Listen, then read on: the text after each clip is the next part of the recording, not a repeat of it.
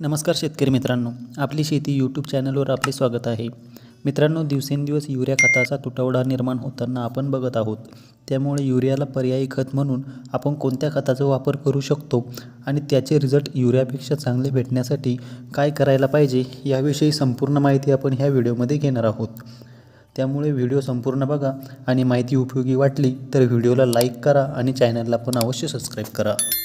तर मित्रांनो, सुरुवातीला आपण बघूया युरियाला पर्यायी खत म्हणून आपण कोणत्या खताचा वापर करू शकतो. तर मित्रांनो, युरियाला पर्यायी खत म्हणून आपण अमोनियम सल्फेटचा वापर करू शकता. या दोघांमध्ये फरक काय आहे आणि रिझल्ट कोणाचे जास्त चांगले भेटतात हे आता आपण बघूया.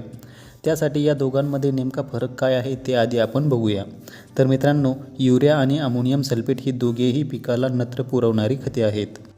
युरियामधून अमाइड स्वरूपात नत्र पिकाला मिळत असते, तर अमोनियम सल्फेटमध्ये अमोनिकल रूपात नत्र असते.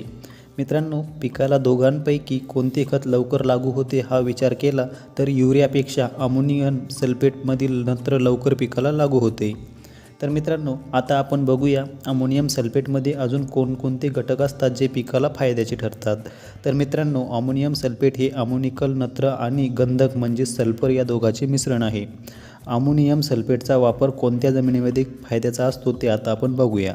तर मित्रांनो, ज्या जमिनीचा pH 7च्या वरती असतो अशा जमिनीमध्ये युरिया लागू होत नाही. त्यामुळे अशा जमिनीमध्ये अमोनियम सल्फेट वापरणे आवश्यक असते, कारण अमोनियम सल्फेट जमिनीचा pH कमी करण्यास मदत करीत असतो आणि pH कमी झाला की नत्राची उपलब्धता मुळांना चांगल्या प्रकारे होते. त्यामुळे pH जास्त असणाऱ्या जमिनीमध्ये आपण अमोनियम सल्फेटचा वापर करायला पाहिजे. अमोनियम सल्फेट वापरण्याचा अजून एक फायदा म्हणजे यामध्ये असणारे सल्फर जमिनीमध्ये बुरशीनाशक प्रमाणे काम करते. म्हणजे खतासोबत आपल्याला बुरशीनाशकाचा सुद्धा फायदा मिळतो. सल्फरमुळे पिकांना खूप मोठा फायदा होत असतो. ज्याप्रमाणे नत्र, स्फुरद, पालाश मुख्य अन्नद्रव्यांची पिकाला आवश्यकता असते, त्याचप्रमाणे दुय्यम अन्नद्रव्यांची सुद्धा जमिनीमध्ये आवश्यकता असते पिकांना.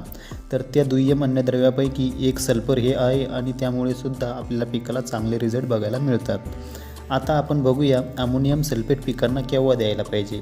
तर मित्रांनो, पिकांच्या सुरुवातीच्या काळात जो वाढीचा काळ असतो त्यावेळेस फुले लागण्याच्या अगोदर आपण त्याचा वापर पिकांमध्ये करू शकता. एकरी प्रमाणाचा विचार केला तर आपण एकरी 50 किलोपर्यंतचा वापर आपण पिकांमध्ये करू शकता. तर मित्रांनो, अशा प्रकारे युरियाला पर्यायी खत म्हणून आपण अमोनियम सल्फेटचा वापर करू शकता. अमोनियम सल्फेटविषयी आपण जवळपास सगळी माहिती या व्हिडिओमध्ये घेतली. माहिती आवडली असेल तर व्हिडिओला लाईक करा, तसेच तुमच्या मित्रांना शेअर करा आणि चॅनलला सबस्क्राईब पण अवश्य करा.